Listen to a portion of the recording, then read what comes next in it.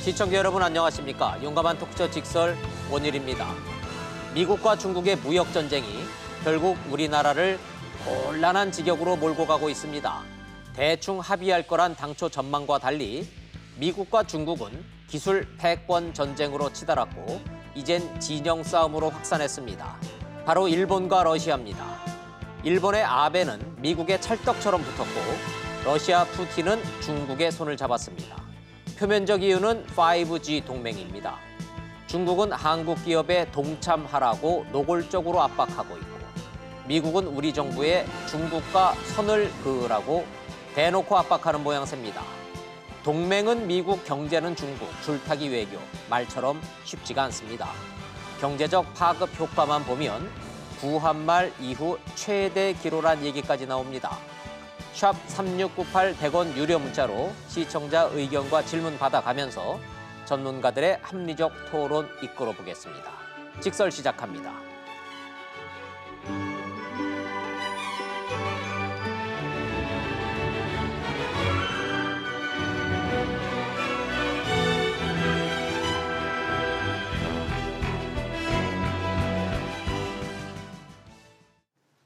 함께해 주실 경제 전문가 세 분 소개하겠습니다. 먼저 숭실대학교의 한재필 교수님 나오셨습니다. 어서 오십시오. 중국 증권 행정연구원의 안유화 원장님 나오셨습니다. 네, 안녕하세요. 정철진 경제평론가님 함께하셨습니다. 어서 오십시오. 당장 삼성과 SK 하이닉스가 문제입니다.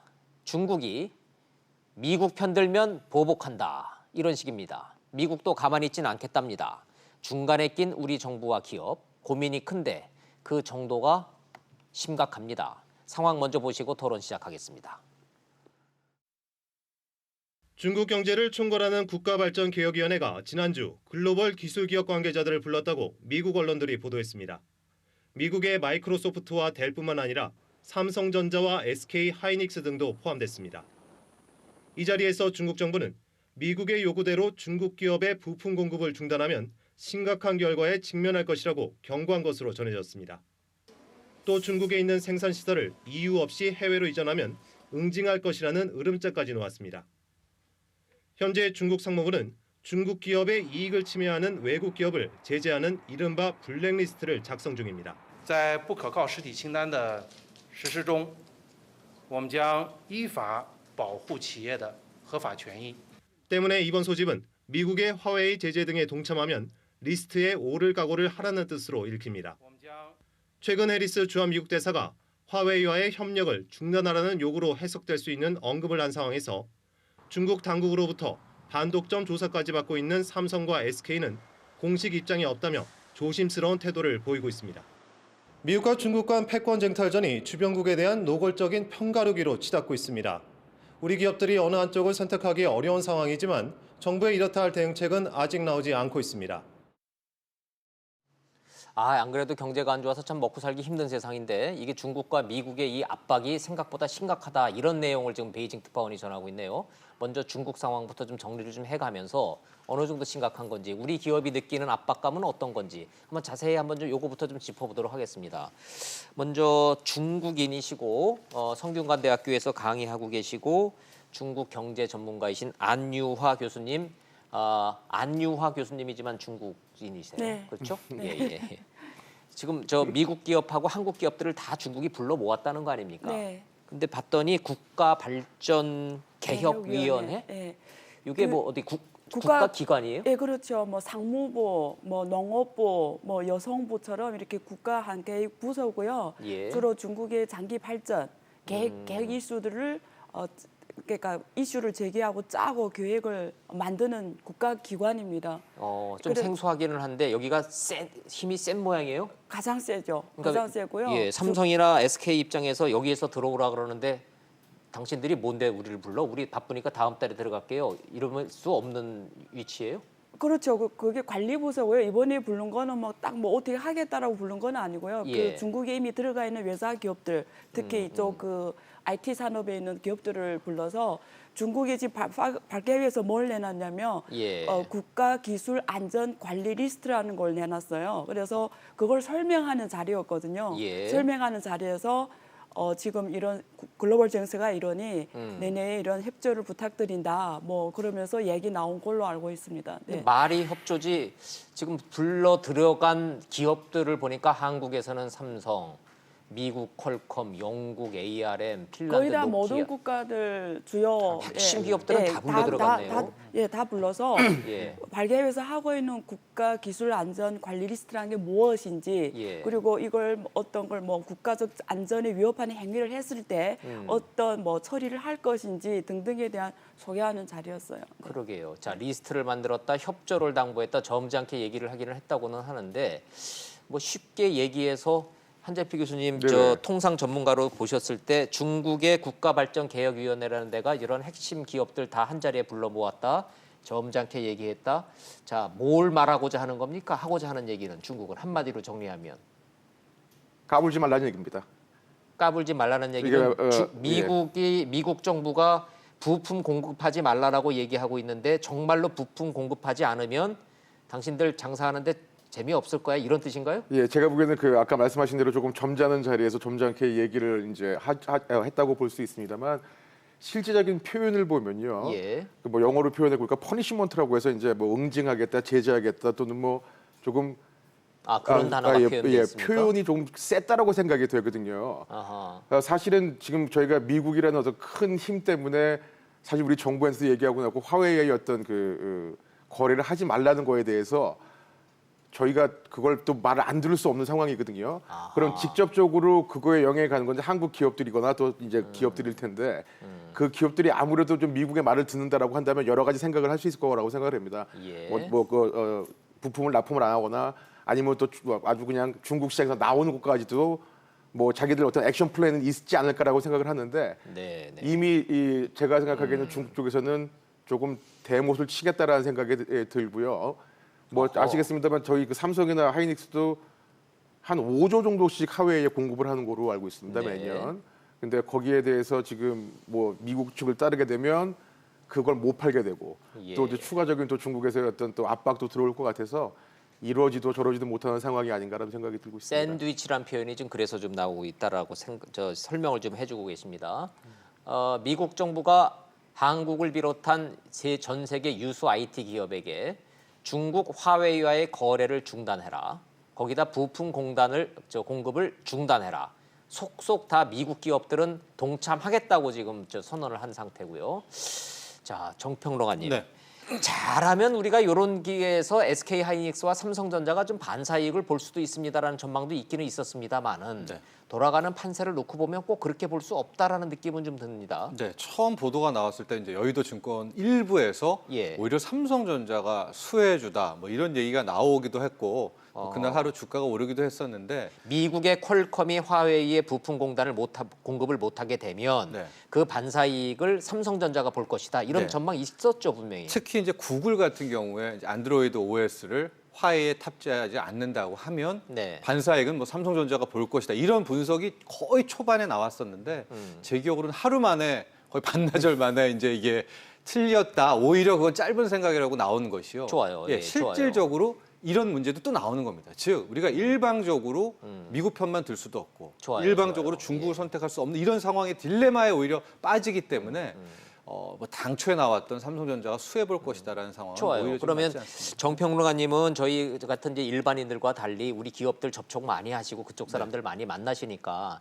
삼성이 됐든 SK 하이닉스가 됐든 중국의 이런 조치에 느끼는 이 압박감의 정도는 어느 정도입니까? 상당히 크고요. 실질적으로 지난 주말에 상당수 기자들이 이제 인터뷰를 했었는데 삼성전자, SK 하이닉스 모두 예. 응답 자체를 끄는 노코멘트예요? 노코멘트로 이제 하게 된 겁니다. 그 노코멘트 자체가 전략입니까? 그렇죠. 왜냐하면 현재 어쨌든 1차 변곡은 G20 정상회의가 있잖아요. 6월 예. 말에. 이때까지는 조금 끌고 가고 싶은 마음들이 우리나라 민간 기업도 특히 우리 한국 정부도 있어 보입니다. 아하. 그렇기 때문에 일단은 중국 이번에 국가발전개혁위원회도 만에 하나 6월 말에 어쨌든 극적 협상이 안 나올 경우엔 이제 그야말로 또 다른 전쟁 국면으로 가니까 네. 그 전에서는 일방적으로 미국에 당할 수 없다라고 해서 일단 중국도 중국 나름대로의 먼저 포석을 하나 깔고 포석을 깔았다. 들어갔다. 뭐 이렇게 분석해 볼 수 예, 있겠습니다. 그 포석을 받은 한국 기업 입장에서는 좋다 싫다 의사 표시를 할 수 있는 그냥 숨죽이고 가만히 엎드려 있는 상황이군요. 눈치만 네, 보면서. 그렇습니다. 이야, 안 교수님, 중국의 이런 움직임은 자연스러운 수순입니까? 일단 재미있는 거는요. 예. 지금 중국이 이번에 미국하고 이런 서로 무역 전쟁이라고 표현을 하지만 하면서 미국의 수법을 많이 배우고 있는 것 같아요. 아, 예. 미국을 배워가고 있어요? 거대를 배우고 있어요. 이번에 이제 뒤에서 우리가 다루겠지만 예. 시진핑도 이번에 뭐 트럼프를 친구라고 호칭하고 예. 이런 게 원래 중국 스타일이 아니거든요.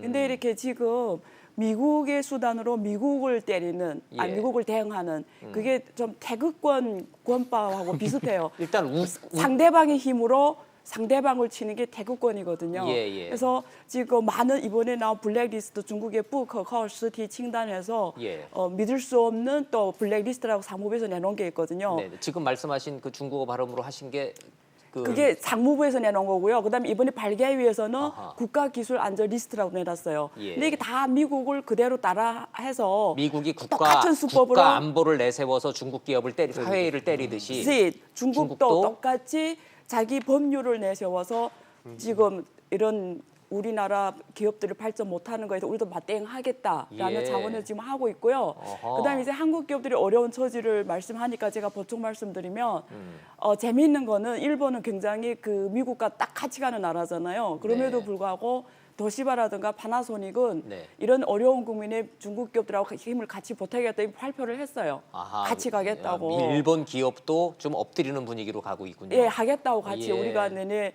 이렇게 어려울 때 우리는 절대 뭐 거래를 안 하거나 이러지는 않겠다고 예. 이미 공개적으로 발표를 했습니다. 그래서 근데 그 압박하는 그 수법과 그 방식이 딱 미국을 욕하더니 미국을 그대로 흉내내고 있다. 네, 이렇게 배워가면서 같이 하는 거죠. 싸우면서 배우는군요. 예, 그게 중국어로 이야, 환야, 다 이는 이, 뭐 눈에 이와 눈, 뭐 그런 게 있잖아요. 아하, 예, 그래서 이에는 이, 눈에는 눈. 예, 그런 이렇게 같이 맞대 법으로 그래요. 만들어가면서 같이 하는 거죠. 예. 자, 그러면 결과적으로 이건 압박이고 협박인데 현재 상태는 삼성이든 SK든 이른바 중국이 말하는 신뢰할 수 없는 기업 리스트에 올라가게 되면 네. 어떤 일이 벌어집니까? 사실 지금은 자세한 이렇게 구체적 시행령은 안 나왔어요. 지금 예, 만들고 예. 있고요. 근데 일단 하겠다라는 거예요. 예. 그래서 앞으로 뭐 여러 가지 조치를 하겠죠. 뭐 여러 가지 뭐 불이익을 주겠죠. 그래서 롯데 쫓아내듯이 그렇게 완전 불매 운동이나 정말로 이 뭐 철수 그런 거는 국가적 차원에서 하지 않아도 중국 국민들이 워낙 그런 애국심이 강하기 때문에 자연스럽게 예. 일어나는 거고요.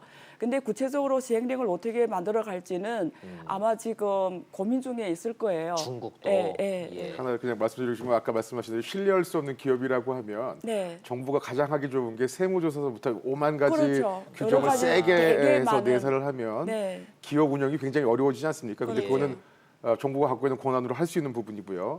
그래서 신뢰할 수 없다라는 얘기가 바로 그런 부분을 강력하게 볼 수 있는 부분도 가지 않을까 생각이 좀 들긴 합니다. 그러네요. 물론 실행력은 저도 잘 모르겠습니다만. 예. 자, 중국의 이런 압박 방식이 미국이 주변 국가들 팔비트는 방식을 욕하면서 그대로 배워서 가는 것 같다라는 안 교수님의 말씀. 안 교수님 혹시 중국 국적이시고 중국인이시잖아요. 네. 이렇게 중국에 대해서 이렇게 직설적으로 말씀하시고 그러면 혹시 중국 정부나 중국 언론이나 이런 데서 비판받거나 왜 중국 편 안 드냐는 네. 그거 안 드세요? 저는 중국 편, 미국 편이 아니고요. 예. 사실을 말하는 것에 집중하는 편이고요. 일단은 두 번째는 밖에서 보는 중국이랑 실제 내부는 많이 다릅니다. 밖에서는 중국이 뭐 공산당 일당 독재고 막 이렇게 뭐 좀 쓴소리하고 그러면 막 잡혀갈 것 같고 그러긴 전혀 실제는 중국은 기업이 돌아가는 내부와 그리고 국가가 돌아가는 게 놀랍게도 굉장히 민주적이에요. 네. 예를 들면 여기서 뭐 한국 같은 경우는 어떤 뭐 기업의 장이 어떤 직원을 마음만 먹으면 자를 수도 있잖아요. 중국은 그런 일이 있을 수가 없습니다. 그래요? 예, 예, 그래서 예. 놀랍게도 거기서 오래 살면 오래 살수록 너무 민주적인 것에 놀랄 때가 많습니다. 저는 중국에 이게 대해서. 제 말이 아니고요. 예. 중국에 와서 엄청 오래 긴 기업 활동한 분들이 말씀이에요. 그래요. 예. 예. 가장 권위주의고 가장 사회주의 국가 체제를 유지하고 있는데 가장 자본주의적인 시스템을 갖고 있다는 얘기를 많이 들었습니다만은 비슷해요. 그것처럼 정치도 놀랍게도 굉장히 민주적이에요. 예를 들면 중국에 7명 정치국 상무위원이 있잖아요. 예. 시진핑 주석을 포함해서. 근데 그 7명이 정치국 상무위원의 법적인 권한은 동일합니다. 예. 그래서 집단 영도 체제라고 하거든요. 그러니까 시진핑 주석이 혼자서 누구를 어떤 자리에 앉힐 수 있는 권한이 하나도 없습니다. 그래요? 그래서 7명이 동일한 권한으로 다수의결 법칙으로 하거든요. 그래서 그 자체가 굉장히 놀랍고 사실 굉장히 민주적인 거죠. 좋아요. 아니 뭐 제가 이해가 되는 부분이 있고 여전히 설명을 들으면서도 에이 뭐 정말 안 이해가 안 되는 부분이 있습니다만은 네, 이해를 합니다. 예. 미국이라는 나라를 한마디로 표현하기에는 너무나 땅덩어리가 크고 거대한 대륙의 국가인 것처럼 중국이라는 15억 인구의 이 그렇죠. 국가를 네. 한마디로 중국은 이런 나라 그렇죠. 이렇게 하기는 힘들죠. 어렵다는 생각은 네, 이 맞습니다. 토론을 할수록 제가 실감을 맞습니다. 합니다. 예. 하나만 좀 더 해볼까요? 중국의 움직임에 대해서 저 정평론가님 네. 뉴스 봤더니 시진핑하고 푸틴하고 언제부터 이렇게 친했어요? 뭐 언제부터 개인적으로 친했는지는. 갑자기 왜 이렇게 친한 척을 하고 그러냐? 근데 작년 말에요. 일단은 예. 러시아, 이란, 터키가 반미 전선을 구축을 하잖아요. 중동 쪽에서부터. 근데 예. 그때도 이미 중국과 어느 정도는 교류가 있었던 것으로 그 이제 파악이 얘기는 되고 있죠. 푸틴은 이 미국하고의 이 미중 무역 전쟁을 러시아의 영향력 확대로 이걸 활용하겠다라고 어떤 전략이 그때부터 섰다고 봐야 그렇죠. 되는 이미 거죠? 이란과도 이렇게 가까워지고 예. 터키까지도 가까워 이제 포섭한 이유는 역시 푸틴의 이제 포석이 있는 것이고 당연히 중국도 지금 미국과 맞서고 있기 때문에 누군가가 필요하고. 그러면 같은 편이 되는 거죠. 자, 좋습니다. 중국과 미국의 밀월 관계에서 어떤 일이 벌어졌습니까? 일단 가시적으로 나온 것이 MTS라고 러시아에서 한 가입자 7천만 명 정도 되는 이제 대형 통신 회사가 그걸 있는데 MTS라 그래요? 네, 여기에 5G 통신 장비가 필요할 거 아니에요. 이제 5G, 러시아도 5G 가 러시아도 필요하죠. 5G니까 여기에 이제 5A와 전격 독점 공급 계약을 맺겠다라고 해서 저기 지금 화면에도 나오고 있는데요. 예. 이렇게 해서 이제 아, 협약식도 저 체결을- 협약식이 바로 5G 협약식이에요. 예, 그리고 이제 푸틴 대통령이 우리만 있는 게 아니다. 뭐 아르메니아, 벨라루스, 우크라이나 내가 다 소개시켜주겠다. 그러니까 내 친구들 다 데리고 올게.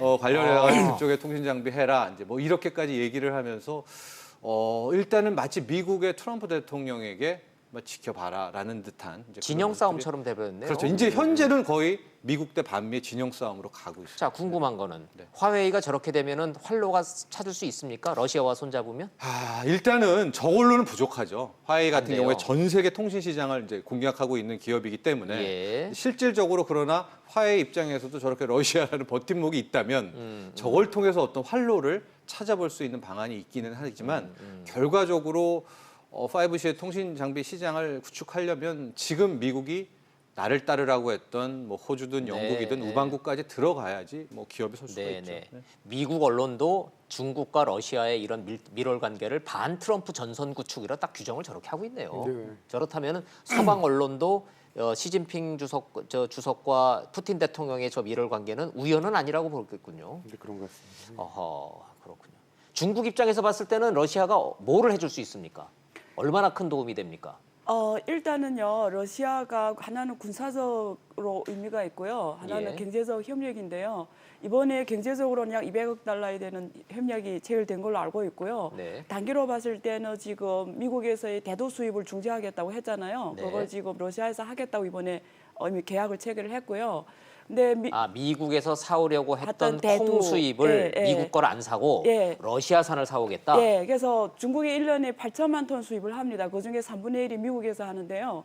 네, 지금 이번에 네. 만약에 정말 관계가 나빠져서 안 하면 러시아에서 하겠다라는 거고, 그다음에 천연가스입니다. 그리고 석유는 러시아가 수출 1위가 중국입니다. 그러니까 석유를 제일 많이 공급한 나라가 러시아고요. 그다음에 천연가스를 올해 말까지 지금 관도 그 천연가스 운송 관도를 다 마무리해서 네. 천연가스를 중국에 수출하면 아마 천연가스도 1위가 될 것 같고요. 예. 군사적으로 봤을 땐 중국이 지금 비교적 약한 부분이 하나는 그 항공모함이에요.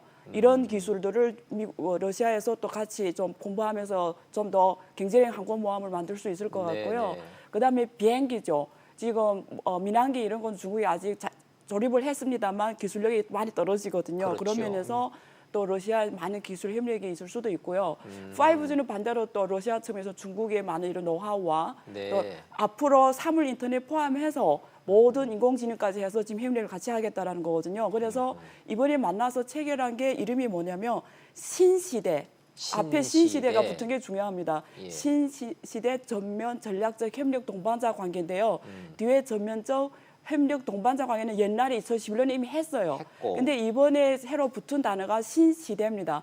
그 신시대가 바로 미국의 이런 패권주의와 이런 그 자기의 우선주의를 내세워서 다른 나라를 기술력과 무력으로 이렇게 협력하는 이런 글로벌 행세에 대응하겠다는 의미에서 신시대에 중국과 러시아는 공동 방안을 내놓겠다. 그래서 이번에도 표현이 그래요. 중국과 러시아 공동 방안입니다. 공동 방안이에요. 예, 그래서 앞으로 공동으로 대응하겠다라는 거거든요. 예, 예. 푸틴 대통령이 말로 보면은 날로 압박이 커지는 국제 정세라는 게 결국은 한마디로 얘기하면 가로 열고 닫고 그렇죠. 트럼프를 중심으로 한 그렇죠. 미국 패권주의에 우리 그렇죠. 둘이 네. 같이 해서 공동으로 일등- 대항하겠다, 뭐 1등이 이런 너무 겁니다. 세니까 우리 2, 3등이 좀 손붙잡고 대항해 보자. 뭐 네. 이렇게 해석을 하시네요. 교수님들은 지금 국제 정세를 좀 이렇게 좀 분석을 좀 하고 계시는데 샵 3698로 시청자 여러분들의 질문과 의견도 좀 받아가면서 하고 있습니다.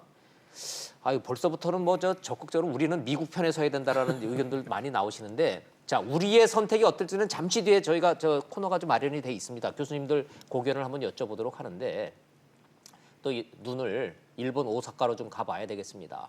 그럼 중국과 러시아가 이렇게 견제를 하고 있는 미국의 패권주의는 지금 어떻게 진행되고 있는지 결국 G20 재무장관으로 가야 되죠, 한 교수님? 예, 지금 이제 사실은 뭐 이게 그 미중 전쟁이 언제 끝날 거냐라는 얘기를 사실 뭐 작년도부터 계속했을 맞아요. 적에 예. 뭐 홍콩에서 나온 얘기 다 들어보고 그래도 빨리 끝나지 않겠습니까라고 얘기를 하는데 계속 늘어지고 있단 말이죠. 전문가들의 의견은 예. 이제 쉽게 안 끝난다 쪽으로 정리된 것 같아요. 예, 저도 그렇게 생각하고 있습니다. 예, 그래도 예. 이제 마지막 희망 하나는 예. 저기 그 6월 20일에 있을 G20 정상회담에서 이제 뭔가 그 뭐 장관들 만나서 하는 거 말고 통 크게 어떻게 좀 할 수 있는 부분이 남아 있지 않느냐라고 그냥 희망적인 생각을 해보는데요. 네. 물론 아까 말씀하신 대로 그렇게 쉬울 것 같지는 않습니다만 트럼프 대통령이 어떤 스타일로 봤을 때 뭐 좀 이렇게 약간 상남자식으로 이렇게 좀 손 내밀고 하는 것도 너무 부인하면 안 되지 않겠냐는 생각이 그렇다면 듭니다. 미 예. 재무장관의 저 발언에 대해서 지금 전 세계 언론이 주목을 하고 있는데 네네. 저에게 뭡니까? 지금 협상을 해서 타결을 한다는 얘기입니까? 우리는 끝까지 중국의 허리를 꺾을 때까지 밀어붙인다는 뜻입니까? 일단 두 정상의 만남에서 얘기하는 걸 좀 보고 기대를 한다는 부분도 우리가 배제하지만 안 될 것 같다는 생각이 드는 게요. 예. 뭐 아시겠습니다만 뭐 계속 만나왔지 않습니까? 뭐 회담도 그냥 뭐 몇 분 만에 끝난 것도 있고. 예, 예. 그래서 많은 사람들이 기대를 걷다 계속 끝나고 왔는데 결국은 G20라고 하는 세계 열강들 모이는 정상들 중에서 트럼프 대통령과 시진핑 대통령이 만난다라고 하면 네. 그래도 뭔가는 조금 얘기가 나오지 않겠나는 생각이 드는 게 말이죠. 지금 중국이 굉장히 날석에 대립하고 있습니다만 지금 미국은 거기에 더 날새겨 가고 있거든요. 그렇죠. 예. 이거 사실은 둘이 만나는데도 또 어떤 협상점이 없이 그냥 끝났다라고 하면 이거 어떻게 보면 좀 미국은 창피할 수도 있는 겁니다. 그렇죠. 저 중국의 힘이 거의 대등해졌다는 거 보여줄 수도 있으니까. 미국은 시진핑 주석이 G20 올 때 보따리 들고 오라는 얘기네요. 노골적으로. 저는 우리가 원하는 보따리를 들고 와라. 그때까지 우리는 밀어붙인다. 지금 예, 그렇게 저- 해석하시네요, 교수님은. 아까 말씀하신 대로 그 왜 러시아에서 만났을 적에 아까 우리 안 교수님 설명하셨습니다만 뭐 지금 러시아하고 미국하고 대응해 보겠다라고 했습니다만 말은 또 내 친구 트럼프라고 했다는 얘기죠. 예. 그래서 저희도 들으면서 야 이건 조금 재밌는 부분이다라고 얘기했지만 시진핑 대통령도 그봐 왜그 10대 애들 막 너무 좀 나 삐뚤어질 거야 이런 느낌 있지 않습니까? 네. 이게 친구의 어떤- 예, 친구는 친구입니까, 적입니까? 친구의 친구 외교적으로 이 경제적으로 봤을 때 저 트럼프 내 친구야, 제 친구기도 해, 뭐 이렇게 되면은 네. 말로는 다 친구래요. 근데 왜 싸우냐고, 그렇죠? 그러니까 이제 완전히 적으로 사실 그 분위기가 예. 아까 말씀하신 대로 이제 반대하는 어떤 대응하는 어떤 진영을 구축하고 했습니다만 너무 그쪽으로 가면 뭔가 여지가 없지 않습니까? 네. 그래서 그래도 말이라도 한마디 하면서 어떤 여지를 남겨놓은 어떤 포석이 아닌가 생각을 하고요. 사실 저 말 때문에 조금 기대를 하고 있는 부분이 있습니다. 좋습니다. 자, 예. 저기 그 요 시진핑 주석의 요 발언도 유의미하니까 한번 좀 저 전문가들 의견 좀 여쭤보죠. 시진핑 주석이 우리는 파트너는 같고 내 친구 트럼프는 그런 의향이 없고 나는 그를 확신하고 알 것 같기도 하고 모를 것 같기도 하고 자, 저 정평론가님 네. 시진핑 주석의 저 발언을 어떻게 해석하는 게 우리로서는 가장 합리적일까요? 저는 이제 앞서 안 교수님이 이제 중국이 미국을 이제 그대로 또 배우고서 자체적으로 이제 발전해 나간다 이렇게 맞으면서 얘기했잖아요. 배우고 전략, 예. 욕하면서 배우고 예. 저는 저 발언 보고서 시진핑 주석도 이 트럼프의 화법을 또 그대로 배워서 배우고 나가는구나. 있다. 그러니까 트럼프 특유의 뭐냐면 이제 김정은 위원장한테도 항상 하는 얘기가 내 친구, 내 친구. 예, 믿는다. 왜냐면 믿는다, 친구다라고 일단 립서비스를 하게 되면 넌 친구인데 나는 친구로 봤는데 뭔가 잘못 틀어졌을 때 잘못은 나보다는 상대방에 있게 되잖아요. 아, 친구인 줄 알았는데 너 나한테 이럴 수 있어? 이렇게 이제 몰고 간다는 그래서 거죠. 난 늘 친구로 말했는데 우리가 잘못됐어. 그럼 너 책임. 이제 이게 트럼프 특유의 말과 행동에 따른 하나의 전술인데. 좋아요. 그럼 네? 그건 화법은 빼고 네. 정말로 지금 시진핑 주석이 말하고자 하는 거는 뭡니까? 트럼프 대통령은 3천억 달러 추가 관세 지금 또 때린다고 지금 엄포 내놨지 않습니까? 그러니까 시진핑 주석이 또 친구 발언은 뭐냐? 마찬가지로 하는 거죠. 나도 당신을 친구로 생각하고 있는데 협상이 잘못됐을 때는 우정을 배신한 당신 책임도 있소이다라는 말을 말한 것이 또 시진핑 주석의 진위가 아닌가 이렇게 바라보고 있고요. 저는 결과적으로 G20 정상회의 직후에 어쩌면 마지막 카드를 미국이 쓸 수 있다라고 바라보고 있는 뭡니까? 것이요. 마지막 카드는 뭘까요? 25% 3,200억 달러에 25%를 그렇죠. 또 때린다. 매기고 그 이상도 가능하다라고 보는 것이 예. 트럼프 대통령의 머릿속엔 여러 가지가 있을 텐데 그중에 큰 포션을 차지하는 게 재선입니다. 하고 미국 같은 경우에 10월 중순, 10월 말에는 재선 캠프가 시작이 돼요. 그렇죠. 예. 재선 선언을 해야죠. 10월 그래서 달에. 지금 많은 미국의 이 IB 인베스트먼트 뱅크나 월스트리트에서 무슨 전략을 짜냐면 트럼프 입장에서는 파국이 10월 전에 와야 좋다. 아, 어차피 올 파국이면 먼저 파국이면 오는 게 그때 좋다. 와장창 중동이든 멕시코든 중국이든 무너지고 예. 지금 한켠에서는 기준금리 인하 카드 쓰고 있거든요. 마치 10월부터 드라마틱하게 무슨 영화 찍듯이 끌고 올라가는 거를 예. 원하는 포석이 있을 수 있다는 얘기들이 많이 나오거든요. 그러니까 최근에는 왜 이렇게 트럼프가 저렇게 막 여기 건드렸다가 저기 건드렸다가 막 하잖아요. 우리도 예, 이해하니까 그런데 그 전략을 보면 재선이라는 키워드를 보면 이해가 된다 한켠에 이거죠. 지금 영화를 생각하고 있지 않을까 바라보고 있고요. 그럼 근데 이거 똑같이 중국도 이해하고 있죠. 그러니까 중국은 최대한 시간을 늦추겠죠. 끌려고 하는 끌리고 거고. 만약에 파국이 와도 내년 3, 4월쯤에 와야 중국에게는 오히려 좋죠. 왜냐하면 그럼 트럼프는 거의 이제 경제가 어려운데 어떻게 또 재선이 되겠습니까? 그렇죠. 그렇기 때문에 저는 이번 G20 정상회의가 잘 됐으면 좋겠지만은 예. 그 실은 뭐 직후 2주에 뭐 25% 관세 때리겠다라는 게 이미 하겠다라는 거를 트럼프는 염두에 두고 있지 않느냐. 좀 이런 의구심도 좀 가지고. G20 때 뭔가 타결책이 나오기 어려운 거 비관적으로 말씀하시는데 정평론가님 개인의 의견도 있지만 우리 정부도 대충 그런 분위기로 가고 있나요? 전망이? 그렇지는 않은 것 같고요. 보통 예. 이제 G20 전에 재무장관들이 모여가지고 예. 지난주에 이제 모이거든요. 그러니까 우리나라의 기획재정부 장관이자 경제부총리. 참 갔잖아요. 네, 홍남기 홍남기 부총리가 부총리. 갔고 예. 오늘 문우신 장관 아침에 만났지 만났습니다. 않습니까? 예, 예. 보도에 뭐 김수현 수석이랑 얘기하고 있는 사진 찍히는 거 봐서 아마 어젯밤에 바로 오셨나 봅니다. 예. 그래서 근데 이제 귀국한 근데 무슨 상태인데 말 했는지가 발표가 안 나네요. 지금 공식 기자회담도 없고 아마 이번 G20 재무장관 회의에서는 특별한 뭐가 이슈가 없었던 것 없을 같습니다. 거다. 예, 왜냐하면 스티븐 무누신 재무장관도 미국의 재무장관 대표죠.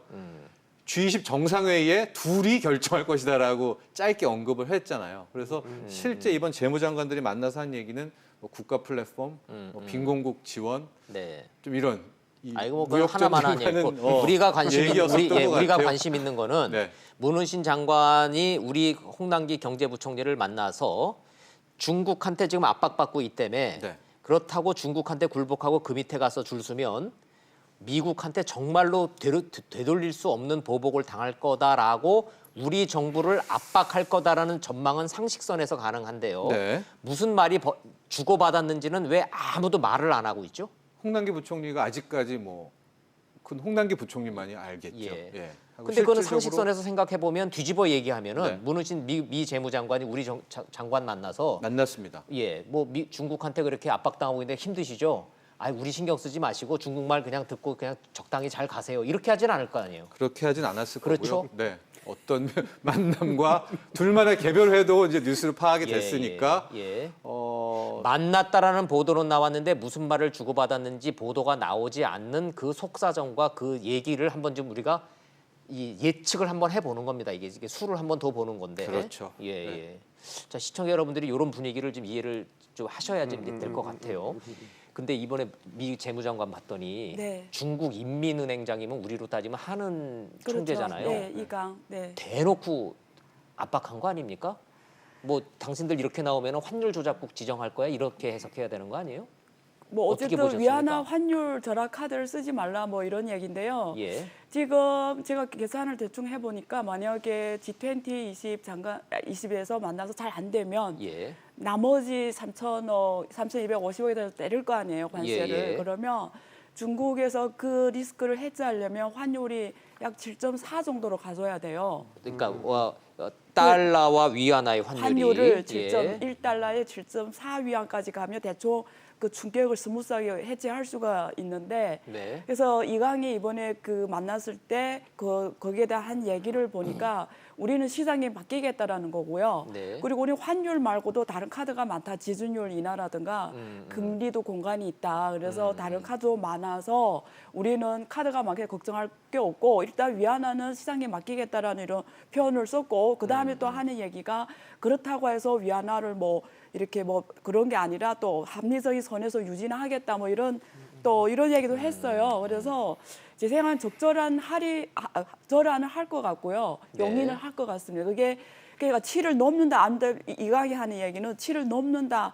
안 넘는다에 너무 여러분들은 시장 사람들은 신경 쓰지 말라. 넘을 신경- 수도 있고 안 넘을 수도 있다. 아니 그런데 그런 얘기입니다. 예, 달러와 위안화의 네. 그 환율이 7을 넘느냐 안 넘느냐는 시장에 그거보다 더 큰 충격이 있을까요? 근데 그 이강은 거기에 대한 의미를 두지 말라. 뭐 우리는 시장에 맡길 거다. 일단 그거 봐서는 예, 예. 우리가 그 암묵된 의미를 제가 읽었을 때는 일정한 폭의 위안화 절하를 용인하겠다라는 용인하겠다. 마음인 것 같습니다. 예. 자, 그러면 중국이 용인하는 감내 가능한 환율의 이 인하 폭은 어느 정도인지 전문가들이 이 환율 문제는 워낙 예민한 문제니까 한번 요거는 좀 조금만 좀 한 발짝만 좀 더 깊이 좀 들어가 보죠. 자, 한재필 교수님. 네네.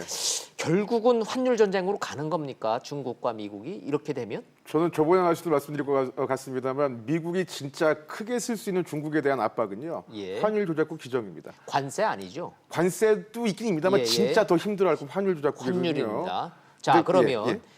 한번 저 시나리오를 한번 부탁드리겠습니다. 미국이 환율 조작으로 환율로 중국을 압박을 합니다. 네네. 그래서 안 교수님은 말로는 그렇게 해도 어찌 됐든 어느 정도까지는 이 인하하는 거를 좀 버틸려고 들 것이다. 네네. 중국이 버틸 수 있는 여력이 어디까지일까요? 저는 그렇게 길게는 보지 않습니다. 왜냐하면요. 아하. 지금 아까 말씀하신 대로 속내는 거기에 대해서 준비하고 있지 않느냐라고 얘기하는 것도 저도 동감하는 부분인데요. 네. 환율을 낮추겠다 이런 얘기를 지금 단정적으로 해서는 큰일 납니다. 그렇죠. 마치 삼성, SK가 얘기 듣고 와서도 입 다물고 가만히 있는 것처럼 지금 주어져서 할 수 있는 얘기는 뭐 우리는 모르겠다가 아니고 어느 편으로 붙어야 된다는 얘기가 굉장히 부담스럽거든요. 그러니까 지금 어떻게 보면 침묵이 금일 수도 있는 상황인데 네. 지금 당연히 생각을 하고 있을 겁니다.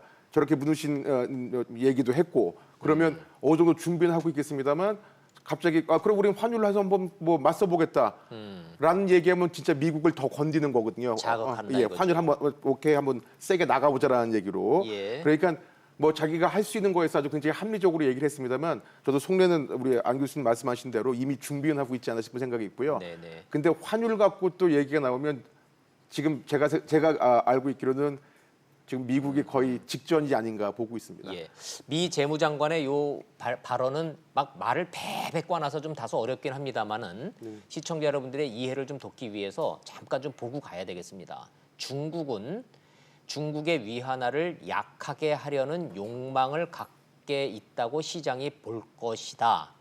저 얘기인 즉슨 중국 정부가 환율 조작을 통해서 인위적으로 환율을 낮추려고 하는 그런 시도를 할 거다라고 아예 그냥 대놓고 얘기를 하고 있어요. 자, 정평론가님. 네. 한국의 입장에서 봤을 때는 시계를 20년, 25년 전으로 돌릴 수밖에 없는데 네. 일본이 지금의 중국처럼 떠오르는 써니락하고 라이징 써니라 그래서 미국 경제를 다 잡아먹을 거라고 막 기세 등등 했었던 1985년도 네. 뉴욕에서 플라자 합의라고 하는 그 환율 합의 딱 종이 한 장으로 일본 경제는 환율이 딱 2배가 되면서 그냥 그걸로 잃어버린 20년으로 확 들어가 버리는 거죠. 네.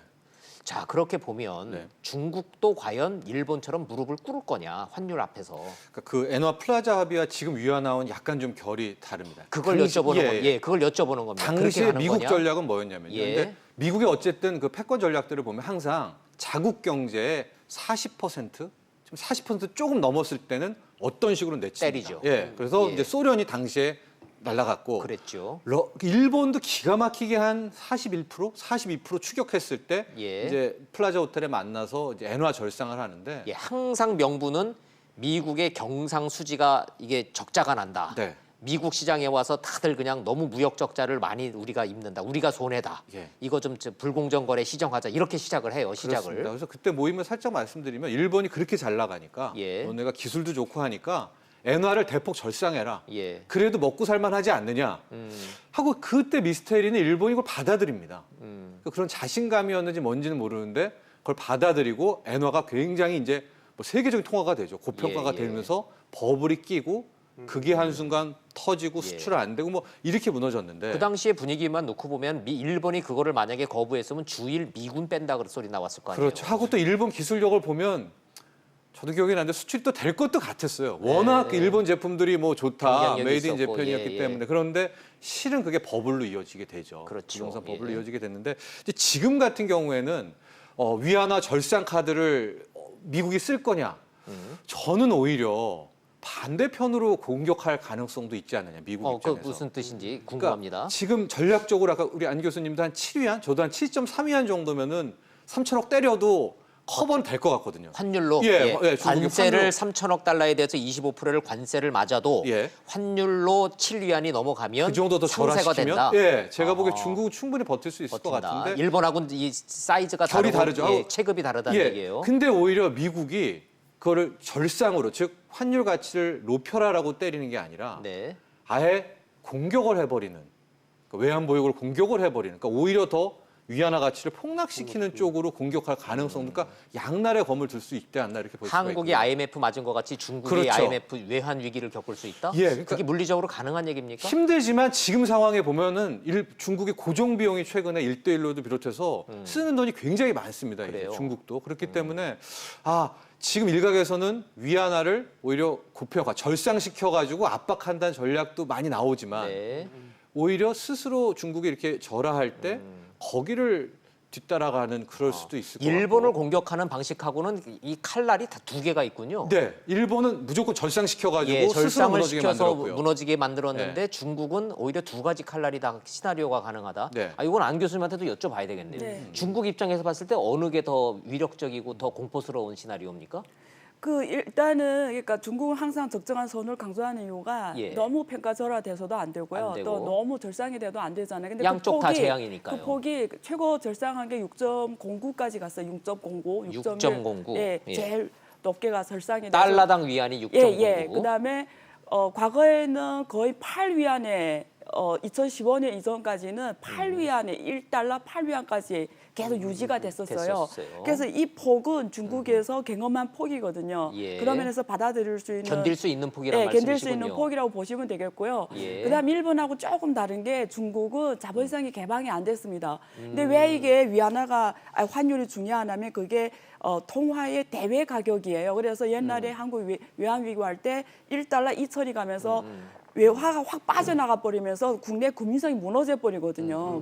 그래서 자산 가격이 팍 꺼지면서 위기가 오는 건데요. 그렇죠. 버블 중국은 붕괴요. 자본 항목이 개방이 안 됐기 때문에 위안화 이 환율 가격에 대해서 이 자산 가격이 빠르게 변하지 못해요. 왜냐하면 돈이 빨리 들어가고 빨리 나고 이런 게 거의 불가능합니다. 이해됐어요. 예, 이해됐어요. 그래서 그런 예. 면에서 좀 더 여유가 있기는 합니다. 예. 네.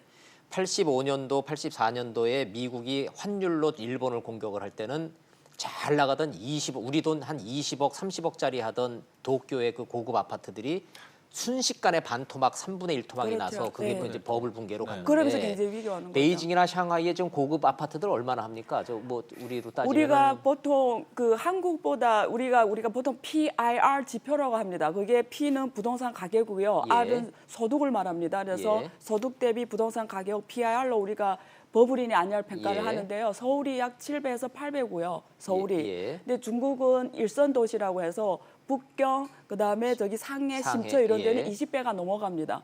그래서 그럼 쉽게 우리보다 말하면 부동산 가격이 훨씬 비쌉니다. 비싸다는 얘기네요. 예, 그래서 여기서 강남에서 아파트를 팔아서 중국 북경에서 못 삽니다. 그 더 정도예요? 비쌉니다. 네. 우리도 여기 지금 평당 한 뭐 5천만 원, 그렇죠, 6천만 원 하니까 그렇죠. 예, 예. 북경하고 그 돈 상해는- 가지고 베이징이나 상하이에서 못 사요? 예, 중심에서 못 삽니다. 저런 위치에 부동산 가격을 못 삽니다. 아하, 네. 그런데 이게 환율이 무너져도 네. 일본은 부동산이 무너졌지만 중국은 부동산이 무너지는 구조가 아니다라고 네, 좀 설명하고 자본 계시는 화물이 거예요. 아예 딱 막혀 있기 때문에요. 예, 예. 예, 예. 아, 근데 그 좀 그렇긴 하네. 여기서 팔아도 중국 가서 못 산다고요? 네. 이걸 좋아해야 되나 싫어해야 되나 모르겠네. 좋습니다. 중국의 부동산 가격까지 잠깐 좀 옆으로 좀 샜다 왔고요. 저기 정평호님, 네. 그 얘기 좀 여쭤봐야 되겠다. 사진 하나를 좀 보여드리겠습니다. 시청자 여러분들한테. 미국 백악관이 지난주에 딱 공개한 사진 딱 한 장. 별거 아닌 것 같은데 저도 처음에는 이거 보고 뭔가 긴가민가 싶었어요. 트럼프 대통령이 있고 공사생도들이거든요. 와서 사진 찍었습니다. 네. 그런데 저 동그라미 친 부분 있잖아요. 네. 저도 몰랐어요. 처음에 저게 네. 타이완 국기라는 거를. 네. 근데 저게 의도적 노출이라는 얘기가 있어요. 당연히 의도적 노출이죠. 왜냐하면 대통령이 찍은 사진인데 예. 저렇게 허술하게 관리를 하지는 않았겠죠. 숨기고 싶었다면은. 예. 예. 근데 그런데 뒤집어 생각해 보면 중국이 가장 보기 싫어하고 기분 나쁜 사진 아닙니까? 그렇죠. 예. 하나의 뭘 중국을 의미합니까, 표방하는데 저 사진이? 일단은 또 다른 카드는 나한테 있다라는 트럼프식 특유의 공격 스타일인 것이죠. 아, 저것도 공격 카드예요. 네, 정치로도 공격하고 이제 경제로도 공격하고 예. 외교로도 공격하겠다. 환율도 공격했고, 환율도 하고. 공격하고 이제 폭 관세도 갖고 있는데 그 다음에 우리는 대만이라는 카드도 갖고 있다라는 것을 또 저런 사진 한 장에 알리게 된 무슨 건데. 보고서도 냈죠. 예, 40년 만입니다. 79년에 일단은 단절을 했으니까 40년 만에 저 대만 국기가 대통령이 있는 사진에 지금 등장을 하고 있기 때문에 아, 결과적으로 지금 트럼프 대통령은 뭐 모든 수단을 하나하나 꺼내면서 좀 전방위적으로 우리는 가겠다. 그리고 이제 또 뭐 티벳이나 이런 데도 아마 또 방문하고 뭐 글을 또 있는 것 같아요. 그러니까 소수민족들에 그래요? 대한 그런 정도도 좀 야, 함께 네. 고려를 하고 있는 것 같아요. 저 사진 한 장이 지금 외교적, 경제적으로 미치는 파급 효과에 대해서 지금 시청자 여러분한테 설명을 좀 해드리고 있습니다. 이 정도 되면 서로 총성만 없는 거지 전방위적인 뭐 저 사실상의 전쟁 수준이다 뭐 이런 얘기도 나오고 있는데 통상적으로는 저 사진이 그런 걸 의미할까요? 저도 좀 말씀하신 대로 비슷하게 생각하고 있는데요. 대만 문제는 뭐 우리 그 뭐 아이돌 문제 때문에 우리나라 아주 젊은 분들도 잘 알고 있을 정도로 굉장히 중국이 민감하게 보고 있는 부분입니다. 그래서 항상 하나의 중국을 얘기하는 중국이고 대만이 뭐 독립하고 이거는 아주 절대 못 참는 거로 알고 있는데요. 다른 누구도 아닌 지금 이런 관계에 있는 미국이 저 카드를 냈다라고 하는 건 이제는 뭐 상황 앞뒤 잘 안 가리고 한번 해보자라는 어떤 굉장한 선전포고식으로 저는 느꼈습니다. 말은 친구라 그러는데 친구가 제일 보기 싫어하는 걸 딱 내놓은 거예요. 아 그렇죠. 왜냐면 부부끼리 싸울 때 왜 그 싸움이 문제가 되면 서로가 어떤 얘기하면 기분 나쁜지 제일 잘 알거든요. 그렇죠. 그래서 지금 그걸 알고 얘기 끊은 것 같은 느낌이 들어서. 상대방 집 얘기할 때, 예. 예. 니네 집은 왜 이래 그 얘기할 때. 그러니까 저거 얘기하면서 뭐 이제 나온 거 보면 뭐 옛날에도 사실 뭐 무기를 팔긴 했습니다만 무기를 또 뭐 대만에게 매도할 생각이 있다라고 얘기도 나오고 어느 정도 간다라고 하는 거 보면 이거 정말 중국이 제일 싫어하는 얘기거든요. 그래서 저도 조금 하나 좀 걸리는 게 뭐가 있냐면요. 아니 지금 어떻게 조금 가다 보면 네, 그래도 이걸 잘 좋게 모습은 모습은 안 나오고 좀 더 어떻게 보면 서로 감정적으로 치고받고 해서 전혀 물러나지 못 것 같은 얘기를 계속 건들고 있는 게 과연 속내가 뭐냐라고 아까 얘기했을 때 우리 평론가님 네, 말씀하신 대로 재선을 얘기를 하셨는데 정말 그렇게 흘러가는 게 아니냐라는 느낌을 갑자기 오늘 말씀드리면서 얘기하고 이 있습니다. 와중에 또 그 타이완에다가 무기를 팔았어요. 20조. 예. 20조나. 비행기 팔고 탱크 팔고. 자, 그러면 여기서 이제 교수님한테 좀 하나 여쭤보겠습니다. 네네. 이거 심리전입니까? 미국의 이른바 원 차이나 팔러시, 하나의 중국 정책의 변화로 읽어야 됩니까? 이제 제가 보기에는 여러 가지 의미가 있다라고 볼 수 있겠습니다만 일단 미국은요 이걸 통해서 또 수입을 좀 냈죠. 무기도 팔았으니까요. 네. 그리고 이제는 완전히 벼랑 끝 전술로 제일 싫어하는 얘기하면서 오케이 니네 이렇게 뭐 그런 식으로 이제 덤빈다. 우린 니네 거 다 건들 거라는 어떤 막장 막장 협박용이 드라마. 아니냐라는 예, 느낌이 예. 있거든요. 근데 제 개인적으로 생각으로는 뭐 사람들마다 생각이 다르겠습니다만 미국이 저것만 안 건드렸으면 좋겠다 생각을 했었습니다. 그렇죠. 그런데 너무 여지가, 타이완이 미국이 트럼프 대통령이 중국 화웨이 쓰지 마 전 세계에다가 딱 선언했을 때 제가 먼저 안 쓸게요 하고 제일 먼저 손든 나라가 타이완이에요. 그러니까 타이완한테도 뭔가 선물을 주기는 줘야 되는데 중국을 너무 자극을 하니까 우리 입장에서는 이게 겁이 나는 겁니다. 이 상황이. 자, 요거는 안 교수님한테도 좀 잠깐 여쭤봐야 되겠네. 기분 나쁠 거라는 건 충분히 이해가 되는데 중국 입장에서 어느 정도입니까? 이 느끼는 이 심리적, 외교적 이 기분 나쁘고 이거 뭐지 이런 정도가. 네, 그러니까 중국은 저걸 홍시엔이라고 해서 레드라인이라고 규정제가 하나의 중국을 모두 그걸 옛날에 시진핑이 홍시엔이라 그래요? 예, 옛날에 시진핑 그러니까 중국하고 처음으로 무역 전쟁 할 때 예. 중국 시진핑 이런 말씀을 하셨거든요. 그러니까 하나의 중국만 건드리지 않으면 나머지는 다 대화 다 가능하다. 받아들이겠다, 내가. 이렇게까지 말씀을 하셨는데 지금 그 건드리지 근데 딱 말아야 그걸 될 걸 건드렸네. 건드린 거 봐서는 쉽게 말하면 뭐 애들 싸움처럼 치사하게 나간 건데요. 예. 우리가 무력을 쓰기 전에 말로는 최고 극치하고 무력을 쓰잖아요. 서로 누가 참지 못하는 애가 먼저 때리잖아요. 예, 그래서 예. 무력 싸움으로 가는 건데요. 중국은 사실 작년 3월에 2018 3월에 미국에서 대만 여행법 사인했거든요. 트럼프가. 그러면서 그때부터 시진핑이 계속 중국의 군부대를 시탈하고 무기들을 계속 점검하고 이게 계속 TV에 뉴스에 나왔습니다. 그래서 중국은 중국말로 하면은 여다주다 싸우겠으면 싸우자. 그다음에 여단주다 그러니까 협상하겠으면 하자. 그러니까 우리는 양손 준비 다 하고 있다. 싸우려면 싸우고 협상하려면 해라. 하자. 우리는 그거예요. 뭐든 할 수 있다. 네, 우리는 양손 준비하고 있다. 지금 그렇게 나가고 있습니다. 그 정도로 지금 네. 타이완과 동시에 티베트 문제, 신장구르 문제. 중국이 이게 가장 민감한 문제고요. 중국이 반분열법이라고 있습니다. 국가 예. 반분열법 그걸 건드린 거예요.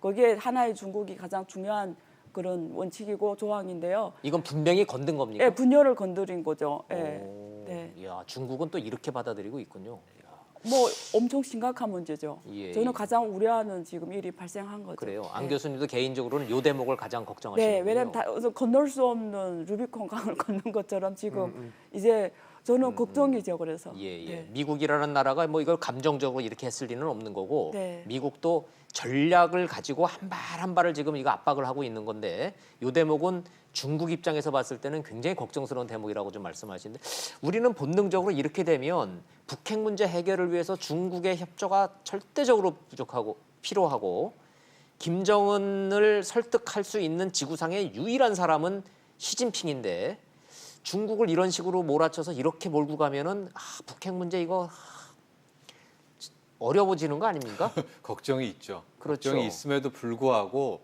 지금 트럼프 대통령의 행보를 보면 일단은 G20 정상회의를 막판으로 하나의 변곡을 두고 좋아요. 다 쏟아붓는 모양새입니다. 그러니까 트럼프 대통령 입장에서도 재선을 위해서는 북한 관계가 중요하거든요.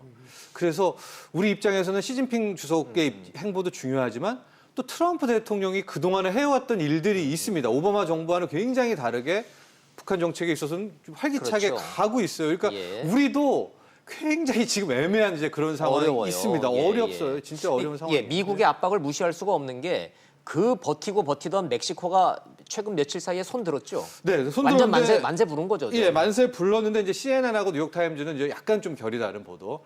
만세 불렀지만 원래 그거는 부르려고 한 거를 지금 부른 거니까 뭐 새로운 건 아니다라고 하니까 다시 트럼프 대통령이 이런 가짜 뉴스들 해가지고 예. 또 CNN과 뉴욕타임즈를 공격하고 좀 이런 행보이기는 한데 어찌됐든 멕시코 정부가 그 미국 국경 넘는 그 불법 이민자들 그거 우리가 막을 테니 관세 때리는 거는 좀 하지 말아주세요. 이렇게 뭐 모양새는 뭐 만세 부르는 네, 모양새도만요. 하고 제가 앞서 말씀드린 트럼프 대통령 머리 뇌구조를 우리가 많이 그리는데 예. 재선이라는 게 굉장히 크거든요. 근데 멕시코 이민 같은 경우에는 우리가 이제 종종 생각하기에 멕시코 불법 이민자들이 많은데 그들을 공격하면 트럼프 지지율을 떨어지겠구나라는 생각을 하지만 네, 네. 실질적으로 유권자는요 불법 이주민들이 아니라 적어도 영주권 이상 있는 사람들이 표를 대통령 선거에 나갑니다. 그러니까 트럼프의 전략은 오히려 이미 시민권이나 영주권 딴 사람들은 내 편을 들 것이다라고 해서 저 이주 정책이 또 강력하게 나가요. 그러니까 좋아요. 모든 게 이제 재선으로 맞춰져 있다라고 보면 될 것 같습니다. 좋습니다.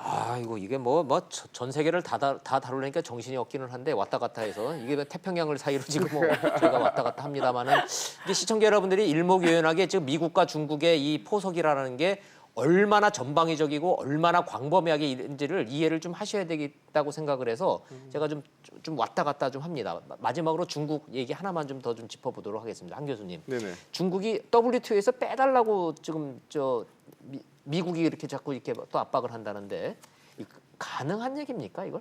일단 그 중국을 예. 빼달라? 이게 말 됩니까? 사실 저 이제 제 말씀드리면 중국을 WTO에서 빼는 순간 예. 또 어떻게 보면 전 세계 경제는 폭망을 할 텐데. 그 경제의 어떤 두 개의 축이라고 볼 수 있는 중국이 하나가 빠진다라고 하면 이 WTO가 또 조금 우스워지는 건 사실입니다. 그렇죠. 지금 뭐 예. WTO 자체를 뭐 지금 좀비라고 표현하는 분들도 많고 하지만 얘기가 나오는 건 이제 WTO 말고 지금 전부 다 다른 뭐 지역 간 FTA를 빠지면서 WTO를 좀 개혁을 해야 되는 거 아니냐라는 얘기는 사실 좀 힘이 실리는 것 같습니다. 근데 그 뒤에 얘기를 보면 미국도 트럼프 대통령이 WTO의 개혁이라는 걸 얘기를 하면서 이유로 달았던 게 뭐냐면 WTO에서 우리가 소속 나면 우리나라가 한 번 더 한 90%는 지더라. 이거 문제 있는 거 아니냐? 미국만 지더라. 라고 소속에서. 하는 사실은 조금 죄송한 얘기면 논리적으로 좀 부족한 얘기를 하시긴 하셨어요. 예. 그렇지만 이제 그런 얘기들이 어떤 굉장히 언급이 되고 있고 결국은 예. 이게 논리적 지적이 아니라 힘의 논리로 지금 밀어붙인다는 얘기군요. 이것도. 예, 사실은 이제 그런 구조가 안 되자고 만들어 놓은 게 WTO인데. 이제 다자간 협정이고 합니다만, 근데 미국도 기분 나쁠 수도 있는 게요. 지금 방금 신생국이 돼가지고 WTO에 가입한 나라도 한 표, 예. 자기도 한 표란 얘기죠. 그리고 모든 얘기하려면 여기가 이제 뭐 전부 다 총의제로 모든 나라의 회원국들이 합의를 해야지만 또 모든 부분을 합의해야지만 이게 받아들여지는 부분이 있거든요. 그러니까 자기가 민감하게 얘기하거나 아니면 이건 꼭 통과하고 싶은 것도 총의제에 안 되면 이게 안 됩니다. 예. 그러니까 조금 이게 WTO에 무슨 의미가 있는 거냐라는 식으로 이제 얘기를 그러네요. 나오신 것 같고요. 그래서 뭐 어느 정도는 또 좀 WTO도 바뀌어야 되는 부분도 있고 또 좀 예. 탄력을 받지 않겠냐 좀 생각도 있습니다. 반대 논리도 한번 좀 저희가 짚어볼까요? 네네. 미국의 주장 한번 좀 보십시오. 시청자 여러분 어떻게 생각하십니까? 자, 중국은 세계 2위 경제 대국이다. 항공모함 5척이나 갖고 있다. 우주 개발까지 지금 하고 있다. 우주선 쏘는 나라다. 근데 어떻게 개발도상국이냐? 자, 저 논리도 꼭 틀린 말은 아닌 것 같기도 하고요. 안 교수님, 중국은 저거 어떻게 이제 받아들여요? 놀랍게도 그 WTO 규칙에 보면 예.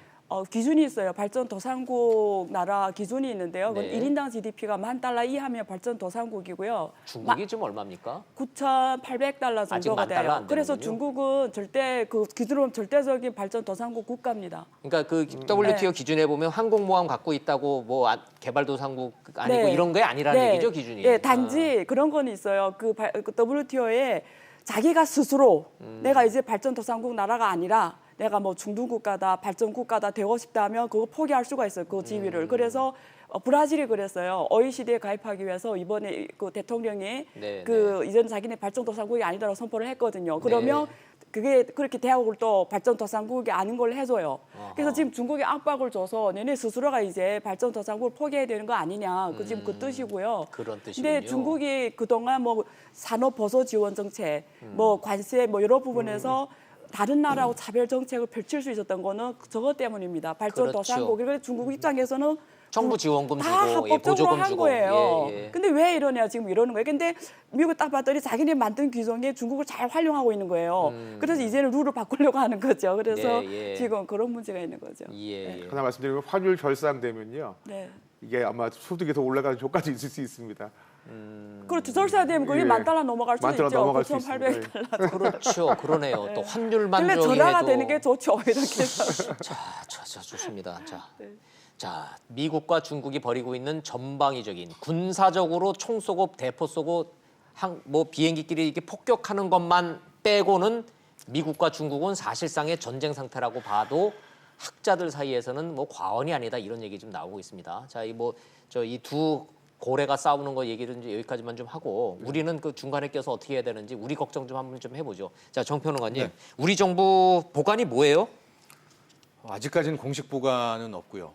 네, 제가 봤을 때는 전문가들 그룹에서 한국 정부는 이 틈바구니에서 어떻게 전략을 세운다라는 게 안 보입니까? 네, 아직까지는 없고 왜 없는지도 알 것 같아요. 그러니까 일단 예. G20 정상회의를 마지막 병곡으로 보고 일단은 그때까지는 그냥 숨죽이고 잘하겠습니다예요. 예, 버티고 만에 하나 정말 극적으로 타협이 된다면 일단은 기쁘게 그 다음에 했었던 것 같고 예. 그리고 아마 정부 제가 생각하는 정부라면 파국이 나왔을 때 네. 6월 29일에요. 예. 그 다음 주 당장 이제 7월이 들어오게 되죠. 그때는 아마도 플랜 B와 플랜 C 정도는 갖고 있지 않을까. 갖고 있겠죠. 예, 분명히 예, 갖고 예. 있을 겁니다. 그게 없다면 자, 더 예. 말이 안 되는 거죠. 청와대 경제수석이 대외 여건의 불확실성이 커졌다는 얘기는 어떻게 될지 우리도 지금으로선 장담할 수 없다는 얘기일 것이고 네. 그다음에 대외 변수가 60~70%라는 얘기는 우리가 잘한다고 지금 극복할 수 있는 위기가 아니라는 얘기일 것이고 그렇습니다. 네. 그렇죠? 그러나 그렇다고 두 손 놓고 있을 수는 없을 거고 교수님 우리가 뭘 좀 준비해야 된다고 보십니까? 아유 정말 이게 굉장히 어렵죠. 어려운 질문입니다. 어려운 예, 얘기입니다. 그래서 죄송합니다. 예. 아니 그 항상 저희가 이거 얘기 나올 때마다 참 죄송스럽게도 원론적인 얘기밖에 못하는 게 사실입니다. 뭐 시장 다각화해야 된다, 뭐 이런 얘기만 계속 했었는데 네, 네. 이미 이건 준비하고 있지 않으실까 생각이 좀 들기도 하고요. 저는 궁극적으로는 이게 제가 뭐 옛날 사드 문제 있을 때 와서 말씀도 한번 드렸던 것 같은데 정말 이게 조금 지나면요 대외적으로 너 발표해라, 너 중국 쪽이냐 미국 쪽이냐라고 압박이 올 것 같은 게 말이죠. 예. 아까도 말씀하셨습니다만 지금 삼성하고 하이닉스 불러놓고 중국이 이렇게 경고도 주고 어떻게 보면 협박을 했는데도 아 미국이 야 우리 도와서 고맙다 내가 너 지켜줄게라는 얘기는 안 하거든요. 그러면 이게 미국을 그래도 우리 믿고 좀 가야 될 것 같은 느낌도 있는데 안 그렇고 또 그렇게 중국은 또 너무 가까이 있고 그러네요. 그러니까 어떻게 움직여야 되는지에 대해서는 사실은 뭐 정부에서도 정확하게 얘기하기 어려운 샌드위치가 된 게 맞습니다. 네, 그래서 네. 지금 하고 사실은 보면 뭐 여러 가지 만들어서 하고 있고요. 근데 중요한 건 진짜 우리가 최후에 이건 어떻게 될 건지 한번 시뮬레이션을 해볼 필요도 있을 것 같은 생각이 들어서 그건 발표 안 하지만 아마 그런 것까지도 준비를 하고 계실 거라고 믿고 있고요. 준비를 해주시면 좋을 것 같고요. 궁극적 질문은 중국과 미국이 한국은 너는 누구 편이냐라고 우리에게 선택을 강요하는 순간이 온다고 보십니까? 아우 저는 그것도 사실은 어떻게 될지 모르겠어서 저는 올 수도 있다라고 봅니다. 지금 예, 가는 제가 부분은요. 질문을 드린 이유가 네네. 샵 3698 시청자 여러분들 문자를 받고 있는데 문자 중에 상당수의 시청자 문자는 네네. 잠깐 힘들어도 미국 편에 서야 됩니다. 우리는 지리적으로 중국 경제를 포기하면 안 됩니다. 네네. 시청자들은 이렇게 반응하고 계시네요. 결국은 우리 경제가 미국 쪽으로 일본처럼 미국에 붙어야 되느냐, 중국에 붙어야 되느냐를 가지고 국민들은 이렇게 고민을 하고 계시네. 자, 안효하 교수님은 저 한국 정부나 한국 경제 입장에서 봤을 때는 무엇이 가장 합리적인 대안이라고 보세요? 일단 전략적 모호성을 갖고 가야 되고요. 계속 애매하게 가라. 예, 둘째는요. 그 일본을 많이 참고했으면 좋겠어요. 일본은 아베가 앞에서 딱 엎드려서 기잖아요. 예. 근데 뒤에서는 뭐 기업들은 또 친중 정책을 펼치고 있거든요. 아, 그래요? 그래서 예, 좀 예. 세련되게 했으면 좋겠고요. 세 번째는 저는 증권시장에 있는 사람이기 때문에 기관 투자 입장 지금 중요하잖아요. 롱 예. 포지션을 가야 되는지 지금 숏 할 때인지. 그래서 그런 측면에서 말씀드리면 지금 미국이 트럼프가 의도를 읽어야 되는 게 가장 중요하고요. 근데 미국이 왜 전 세계 다 벌집을 건드려놨잖아요. 건드리지 말아야 다 건드려놨단 말이에요. 네. 그 이유가 뭐냐면 전 세계가 불안할수록 미국은 두 가지 좋은 점이 있습니다. 첫 번째는? 전 세계 돈들이 다 미국에 몰려갈 거예요. 안전자산을 찾다 보니. 안전자산이니까. 근데 지금 트럼프가 관세를 낮추고 인프라 투자 확대하는데 돈이 없잖아요. 예. 그러니까 전 세계 돈이 지금 자기 나라 오게 하기 위해서 다 건드려 놓은 거고요. 건드려놨다. 그다음에 둘째적으로는 올해는 경제를 최대한 나쁘게 만들어야 내년에 재선하고. 이게 그 기준이 낮아지잖아요. 이게 뭐 내년 경제가 좋게 가는 것처럼 예, 보입니다. 예. 그런 면에서 올해는 계속 악동의 역할을 할 거예요. 그래서 투자자들이 이런 두 사람 마음을 읽는 게 가장 중요하지 않냐. 네, 이렇게 네, 생각합니다. 네. 자, 시청자 여러분들 제가 다 추가 설명 안 드려도 안효하 교수님이 말하고자 하는 핵심이 정부와 기업은 민간은 어떻게 가야 된다라는 객관적인 진단 좀 해주셨습니다. 정평론가님 마지막으로 자. 그게 가능할까요? 외교적으로 정부는 막 미국 편을 아베처럼 미국 앞에서 그런 편을 들어주고 민간은 중국하고의 전략적 이 유대 관계와 애매모호함을 유지하고 가능합니까? 참 일본은 특유의 방식입니다. 예, 그래서 그렇게도 일본이 살아남고 있는데 과연 우리 정부가 그거를 세련되게 잘할 수 있을까? 예, 거기에 대해서는 조금 이제 의구심이 있기 때문에 저는 우리는 오히려 선비의 나라기 때문에 예, 맞습니다. 굶어 죽으면 죽었지 예, 그렇게 예, 이중 예. 플레이는 못하는 그런 게 있죠. 그러니까 옛날부터 예. 그랬기 때문에 차라리 원칙주의로 가서 우리를 원칙 바라보고 간다. 뭐 저는 이런 입장을 고수하되 예, 한 예. 가지만 좀 꼭 챙겼으면 좋겠는 게 저는 외환입니다. 원달러 환율인데요. 외환 보유고 걱정해야 돼요. 원달러 환율만 일단은 지키는 거 하나만 목적을 잡고 거기에 따라서 뭐 그래요. 미국이냐 중국 택하는 것이 지금으로선 특히 올 여름 8월까지는 굉장히 중요하다고 보는 게 지금 미국이 어떤 식으로 중국을 진짜 공격할지 모르거든요.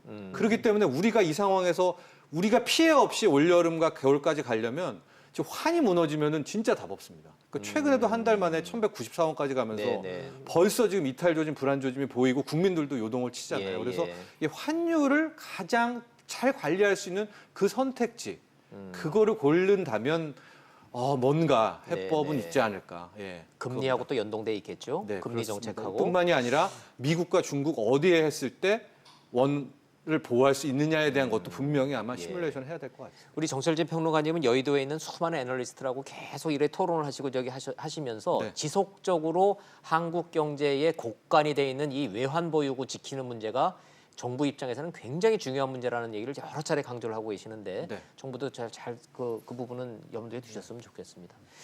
자, 어찌됐든 누구 편을 서야 되느냐라고 하는 이런 막연하고 그런 문제가 아니라 이거는 살고 죽는 우리의 생존의 문제이기 때문에 정말로 상인의 감각과 이 현실적인 이 문제를 가지고 정부와 기업이 민간이 모두 다 합심해서 이 위기 잘 좀 넘어갔으면 좋겠습니다. 뭐 저 진행되는 대로 또 상황 변화 생기면 세 분 모시고 또 토론 한번 해보겠습니다. 안유화 교수님, 한재필 교수님, 정철진 평론가님 잘 들었습니다. 고맙습니다. 감사합니다.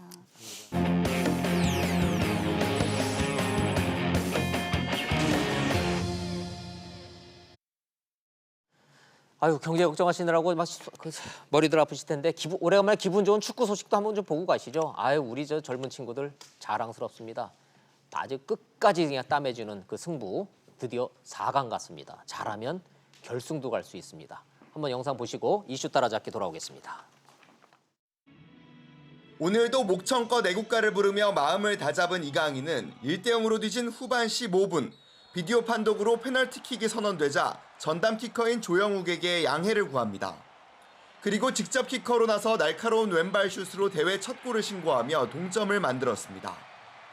2대1로 패색이 짙던 후반 추가 시간 8분 마지막 코너킥 상황에선 이지솔의 부탁을 받고 왼발로 택배 같은 크로스를 올려 기적 같은 동점골을 이끌어냈습니다. 그리고 연장 전반 6분 대지를 가르는 듯한 이 왼발 패스 한 번으로 세네갈 수비진을 무너뜨려 조영욱의 역전골까지 도왔습니다. 다리가 풀릴 정도로 지친 이강인은 결국 교체됐지만 벤치에서도 가만히 있지 않았습니다. 응원단장을 자처하며 더 큰 응원을 유도했고 승부차기를 앞두고는 2살 많은 이광영 골키퍼의 볼을 토닥이며 자신감을 불어넣는 이른바 막내형 리더십을 발휘했습니다. 할 수 있다고 믿는다고 자신감을 심어줬어요. 강인이가. 역사의 길이 남을 승리를 이끌고도 이강인은 모든 공을 형들에게 돌렸습니다. 진짜 형들이 많이 옆에서 도와주고 많이 응원해줘가지고 진짜 너무 잘한 것 같고 진짜 역사 한번 만들고 싶어요. 겁없는 막내의 패기로만 보였지만 지난 4월 소집 첫날부터 이강인의 목표는 우승이었습니다. 이제 2번만 더 이기면 꿈은 이루어집니다. 세상 돌아가는 소식 이슈 따라잡기 순서 돌아왔습니다. 이수희 변호사님 나오셨습니다. 어서 오십시오. 네, 안녕하세요. 예. 여성들은 축구 별로 안 좋아하시잖아요, 대부분. 이제는 그렇게 얘기하면 안 그러면 안 돼요? 예. 예, 근데 새벽에 다들 많이들 보셨어요. 네, 근데 저는 새벽 경기를 보면 지는 징크스가 있어서 안 봤어요. 질까봐. 예, 그 징크스가 맞았던 걱정이에요. 것 같아요. 예. 근데 제가 이강인 선수 말이에요. 네. 몇 살이에요? 아이고 저 애때 보이던데. 저기가 어쩌거나 20세 미만 경기잖아요. 네, 네. 18살이라고 그래요. 그러면 한 2001년쯤 되겠네요. 예, 2001년생. 그러니까 우리가 2002 월드컵 전에 이제 태어난 친구인데 다른 거보다 막내지만 굉장히 리더십이 좋고 파이팅이 넘치는 친구인 것 같습니다. 그래서 별명이 뭐 막내형이라며요? 예, 막내형. 막내인데 형처럼 굴어서. 예, 저 장면이 지금 승부차기 직전에 이광현 저 선수한테 가서 할 수 있다고 막 그 용기를 불어주고 이런 건데 또 저것도 제가 보기엔 감독도 대단한 것 같아요.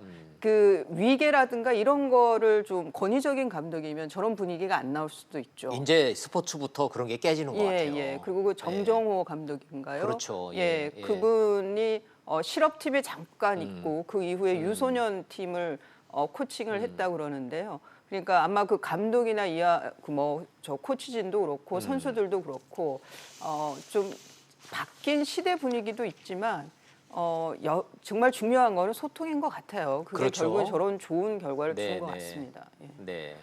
83년도에 멕시코에서 그 박종환 4강 신화를 예. 할 때 박종환 감독 그거 할 때요. 예. 저희는 그때 다 이 트랜지스터 라디오를 막 듣고서는 막 전 국민이 환호하던 시절이었는데 따지고 보면은 이강인 선수 같은 경우는 우리 2002년 월드컵 신화 못 봤잖아요. 태어나기 전이잖아요. 그렇죠. 아, 이거 자랑스러워요. 그게 예. 지금 뭐 1983 저 83년도 그 박종환 감독 그래서 멕시코에서 뭐 네. 그때 장면 기억하실 거예요. 새까만 아이, 얼굴에 그럼요. 박종환 예. 감독 그리고 뭐 대단했었죠. 와 우리가 4강을 한다고. 그래요. 예, 그랬었는데 이것도 그 폴란드에서 지금 하고 있죠. 폴란드에 오래 머무르고 싶다. 우승이 목표다라고 했을 때 네. 야, 젊은 친구들의 패기 정도 폄훼했을 수도 있는데 그게 이렇게 빈말은 아닐 수도 있겠다는 생각이 드네요. BTS도 자랑스럽고 축구 선수들도 자랑스럽고 또 우리 골프 선수들도 자랑스럽고 예. 우리 젊은이들은 잘하고 있는 거예요. 예. 어른들이 정치만 잘하면 돼요. 그죠? 맞습니다. 예, 아마 예. 저 경기를 보고 많은 어르신들이 같은 생각을 하셨을 예. 거예요. 아마 시청자 여러분들 그런 생각들 많이 하셨을 거예요. 한국이 정치만 잘 되면 참 이게 저 어떤 위기도 극복할 수 있는 DNA를 갖고 있는 이건 위대한 나라다라는 생각하셨을 것 같아요. 젊은이들 보면서 그런 희망을 느낍니다. 자, 그러면서 자, 우리가 이제 이 정치 좀 잘했으면 좋겠어. 정치 좀. 그 잘해 보려고 한교안 대표가 이문열 작가를 만났죠. 예.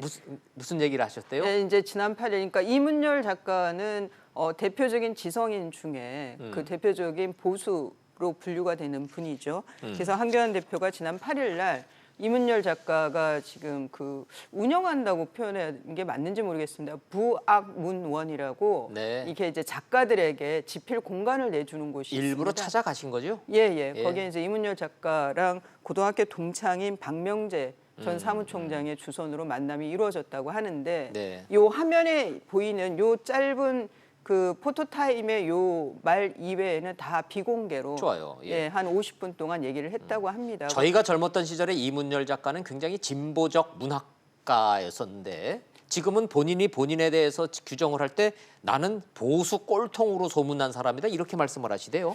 그게 이제 2000년에 그 시민단체를 홍위병으로 하면서 지적하는 공격을 많이 칼럼을 당하셨죠. 쓰면서 예. 뭐 책이 불태워지는 정말 반문명적인 일도 있었죠. 예, 그런데 이문열 작가 저는 기억하는 거는 90년대 그 구로알이라 네. 한창 뭐 그 90년 초반에 이렇게 분신이 많이 있고 그랬었거든요. 그래서 뭐 그랬죠. 죽음의 구판을 걷어치우라는 칼럼도 네, 나오고 네. 할 때 이문열 작가는 좌파 운동권의 속내를 좀 아주 헤집어내는 예. 용기 있는 글들을 많이 썼었죠. 그 뒤로부터 운동권 출신들한테 배척당하고 이문열 작가를 이른바 운동권 출신들은 작가로 인정 안 하는 거는 있기는 해요. 자, 예. 좋습니다. 그러나 이문열 작가의 정체성이 궁금한 게 아니라 황교안 대표를 만난 이문열 작가 뭐라고 좀 조언을 했습니까? 그러니까 이제 이문열 작가는 그렇게 얘기했어요. 이제 나는 밖에 있는 사람이지만 안에서 직접 현실 정치를 하는 사람들은 무거울 거다 책임이. 네. 그리고 이제 한교안 대표는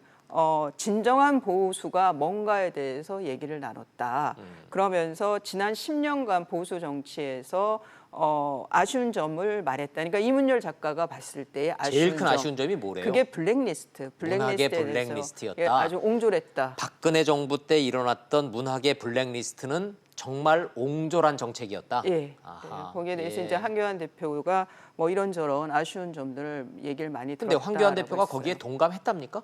거기에 대해서는 이제 그 뚜렷한 답변을 하지는 않았고요. 아마 예. 문답이 오고 가고 서로 대담을 하면서 예. 근데 이제 황교안 대표는 문화융성 정책은 잘된 정책이다라고 얘기를 했거든요. 거기에 대해서 그러면은 뭐 듣고 싶은 얘기만 듣고 읽고 싶은 것만 읽었다는 얘기고 이문열 작가가 콕 찍어서 얘기했던 블랙리스트 정책에 대해서 아이고 맞습니다. 그거는 잘못된 겁니다라고 명시적으로 얘기를 안 하셨다는 뜻이네요. 예, 근데 이제 두 분이 한 얘기가 지금 비공개인데 뭐 조심스럽게 이문열 작가 입에서 나올 수도 있는 거고요. 네. 그런데 이제 황교안 대표가 말을 많이 하기보다는 듣는 자리였을 것 같습니다. 예. 그래서, 좋아요. 예.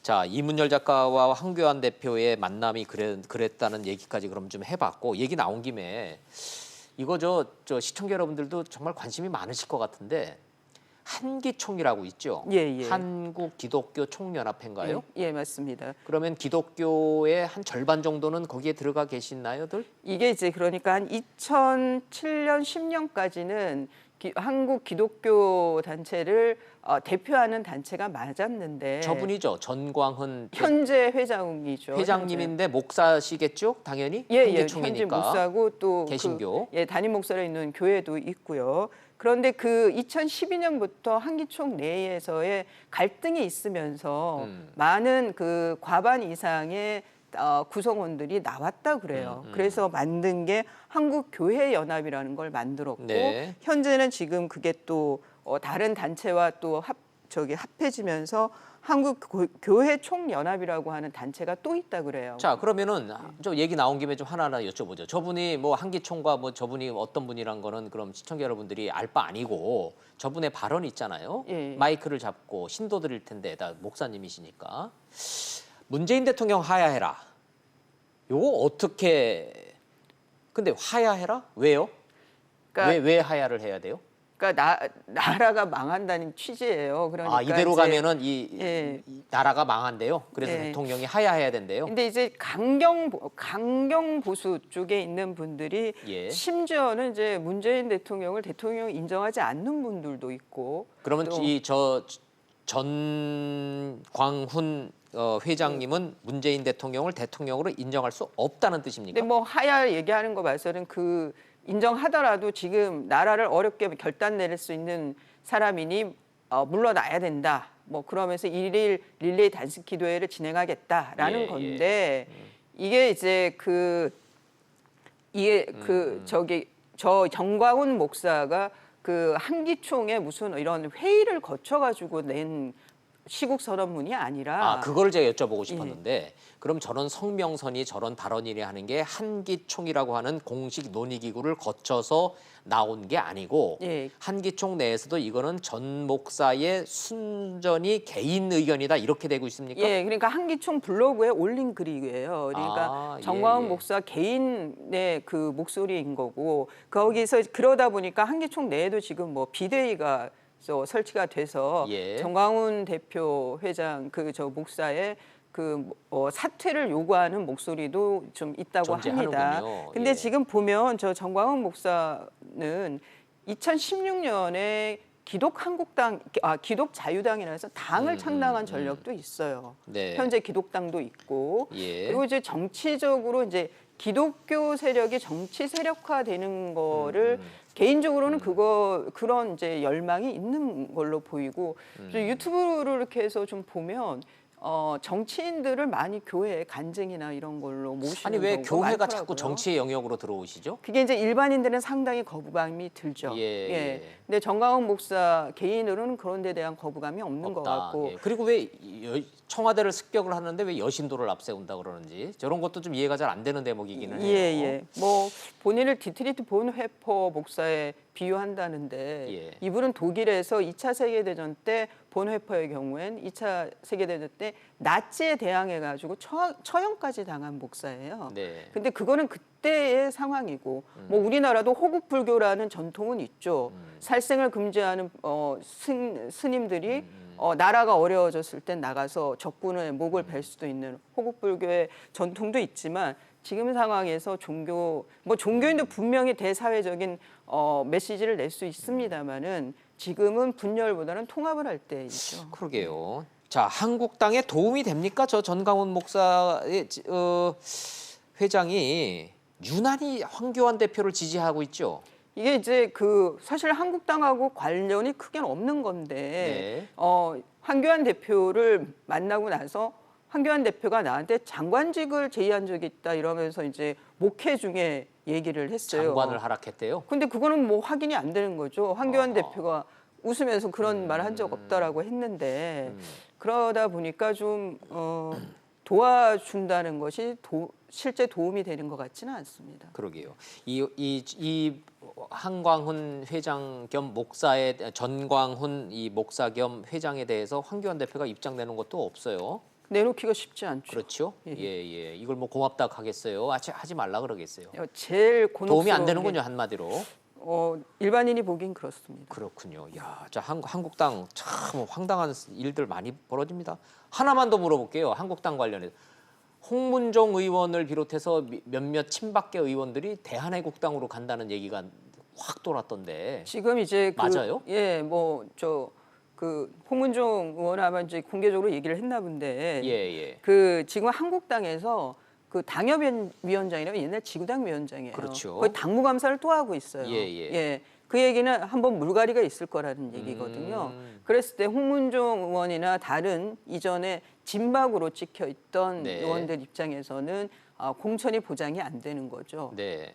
내년 공천과 관련한 지금부터의 움직임이라고 생각이 듭니다. 공식 발표한 건 아니죠. 나 대한애국당으로 간다 이런 식으로. 그러니까 시사한 거예요. 그런 식의 말들은 이제 기자들한테 그러나 좀 그냥 흘린 나온 거죠. 얘기는 아니에요. 예. 부인하고 있지도 않고. 그러면은 이제 지금 보수 유권자들은 상당히 곤혹스러운 거예요. 뭐 바른미래당도 있죠. 지금 또 대한애국당도 있죠. 이렇게 번호가 세로 갈라지면은 지난번에 창원에서의 보궐선거 같은 결과가 나올 수 있기 때문에요. 네. 자유한국당이 왜 30% 벽을 넘지 못하고 있는지. 대한민국의 보수 진보 중도 그러면 3-3-3-1이라는데 네. 딱 그거는 과학이잖아요. 그렇죠. 그런데 보수층이라고 하는 30% 벽을 왜 못 깨는지 돌아가는 상황을 보니까 알겠어요. 이해가 됩니다. 예, 저런 한기총 발언 또 홍문정 의원 또 뭐 대한애국당으로 간다는 거 친박계 또 있고 지금 이 마당에 뭐 친박 운운해서 공천 운운하고 그러니 저게 당의 지지율이 올라가겠습니까? 그게 참 여러 가지로 걱정입니다. 그렇죠. 내년 예, 총선 앞두고. 그런 지적들을 시청자들이 많이 하고 계신다는 거 하면서 자 마지막으로 이거는 저 정치 얘기는 아니지만 예. 시청자들이 많이 궁금해하시네. 제주도 살인 사건 고유정 예. 그 살인 동기가 나왔나요? 지금 이제 프로파일러 5분을 투입했는데도 5명이나 투입했어요. 예, 그런데 지금 아직 그 범행 동기에 대해서 밝히지는 못했고 경찰에서 조금 이제 그 풍긴 그 뉘앙스는 가족 가니까 뭐 이혼, 재혼 이런 그런 개인적인 거와 관련이 있는 것 같다 정도로만 지금 밝히고 있거든요. 이 왜 살해를 했고 왜 그렇게 끔찍하게 시신을 훼손을 했고 왜 그거를 나눠서 버렸고 이런 거에 대한 자세한 동기 부분에 대해서 본인이 아직도 예, 말을 안 아직도 하고 말을 있다? 안 하고 있다 그럽니다. 거기에다가 지금 이제 뭐 아들 때문에 저게 자신의 얼굴이 공개되는 거에 대해서 상당히 반발을 했다고 하는데요. 네. 뭐 제가 봤을 때는 뭐 변호사로서 이 가사 소송들을 하다 보면 그게 이제 네, 이혼 네. 소송이죠. 그 재혼한 가정에서 그 전 결혼 상황에서 태어난 애가 있으니까 네. 전 배우자하고 계속 그 연락을 하고 관계가 이어져야 되잖아요. 그거를 재혼한 가정에서 잘 이해를 못해요. 그래서 그게 갈등이 되는 경우들이 제법 많거든요, 우리나라에서는. 아니 뭐 그런 게 그럴 수 있겠다라고 생각을 아무리 하려고 저 스스로도 정리를 해보려고 해도 저도 30년 기자 생활 동안에 수없이 많은 사건을 겪어봤지만 그렇다고 굳이 저렇게까지 시신을 훼손하고 저렇게까지 할 이유가 있는가? 그러니까 편집증적인 성격도 좀 갖고 있는 것 같고 본인은 남이 봤을 때는 황당하게 짝이 없는 그러니까 뭐 막 증거를 흘리고 다녔는데 네. 본인은 치밀하지도 않았군요. 예, 그 당시에는 본인 입장에서는 완전 범죄를 꿈꾼 것 같습니다. 그래요. 그러니까 이렇게 되면 제3의 인물이 뭐 그러니까 그 전 남편의 사망이 알려지지 않고 본인이 그 뭐 벗어나서 그 혐의자에서 벗어나서 재혼 가정에서 그래도 행복하게 살 수 있다고 생각을 한 게 아닌가 싶어요. 저런 데서 군데군데에서 막 시신이 쪼각쪼각 지금 발견되고 있죠. 예, 그러니까 어휴, 끔찍해. 어휴. 그 제대로 말을 안 하는 그 태도 때문에 네. 얼마나 많은 인력들이 지금 저 고생을 하고 있냔 말이에요. 그렇죠. 예. 예. 자, 어찌 됐든 끔찍하기는 한데 프로파일러가 5명이나 투입됐다고 하니 가장 중요한 살해 동기 부분, 왜 우리가 정신적으로 이 사회가 이렇게 끔찍한 상황으로 가고 있는지에 대해서 좀 국민들한테 좀 경찰이 좀 답을 좀 내줬으면 좋겠어요. 예. 이래서 이랬다. 아니면 너무나 일반적이지 않기 때문에 도저히 뭐 우리로서는 납득할 수 없을 수도 있죠. 그럴 수도 있어요. 예. 예. 아이고 이거 끔찍한 얘기로 정리를 해야 되겠네요. 예. 자, 이수희 변호사님 잘 들었습니다. 예. 고맙습니다.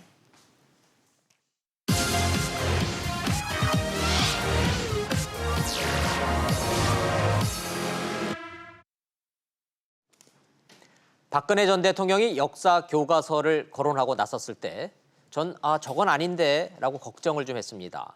YS 때 역사 바로 세우기가 생각나서였습니다. 중앙청 건물 때려 부시고 친일 청산, 일본의 버르장머리를 고쳐주겠다. 시작은 시원했는데 결과는 IMF였습니다. 박근혜는 좌파 역사관을 유독 싫어했고 특히 아버지에 대해 이러쿵저러쿵 자체를 거부했습니다. 국민 교육이 잘못됐다고 믿었고 역사 교과서에 손을 댔습니다. 결과가 어땠는지는 생략하겠습니다. 희한하게도 5년 단임제인데 정권만 잡으면 예외 없이 역사에 손을 댑니다. 왜 그러는지 분석이 가능하긴 하지만 국민 입장에서 지내놓고 보면 이처럼 허망한 논쟁이 없습니다. 학자가 해야 할 일을 정치가 끼어드는 겁니다. 약산 김원봉, 무장 항일 투쟁, 월북, 6.25 침공, 숙청, 북도 남도 버린 비운의 독립운동가. 그래서 훈장을 주자 말자, 양쪽 모두 틀릴만 하는 것은 아닙니다. 그러나 제안합니다. 역사는 학자에게 맡깁시다. 시간과 토론과 검증이 필요합니다. 무엇보다 5년 단임 대통령이 역사에 손대서 성공한 사례가 없습니다. 100년 전 구한말 우리는 어떻게 살아남아 미래를 대비할까가 아닌 이런 비슷한 논쟁으로 밤을 지새우다 한번 망해본 역사를 갖고 있다고 생각합니다. 직설 마치겠습니다. 시청해 주셔서 고맙습니다.